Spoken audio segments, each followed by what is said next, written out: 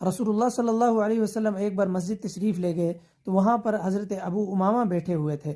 تو رسول اللہ صلی اللہ علیہ وسلم نے پوچھا، اے ابو امامہ، یہ تو نماز کا وقت بھی نہیں ہے، آپ مسجد میں کیسے بیٹھے ہوئے ہیں؟ سب خیر خیریت ہے؟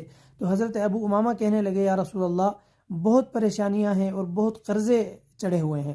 رسول اکرم صلی اللہ علیہ وسلم نے فرمایا، کیا میں تجھے ایسی دعا نہ سکھاؤں جس کے پڑھنے سے اگر پہاڑوں جتنے قرضے بھی ہیں تو وہ سب ادا ہو جائیں گے؟ حضرت ابو امامہ رضی اللہ تعالیٰ عنہ نے فرمایا، ضرور یا رسول اللہ۔ رسول اکرم صلی اللہ علیہ وسلم نے فرمایا کہ صبح شام یہ دعا پڑھا کرو، اللہم انی اعوذ بک من الہم والحزن واعوذ بک من العجز والکسل واعوذ بک من الجبن والبخل واعوذ بک من غلبۃ الدین وقہر الرجال۔ تو حضرت ابو امامہ فرماتے ہیں کہ اس دعا کی برکت سے میری تمام پریشانیاں بھی دور ہو گئیں اور تمام قرضے بھی ادا ہو گئے۔ اس لیے آپ بھی یہ دعا پڑھا کریں اگر آپ پریشان ہیں یا قرض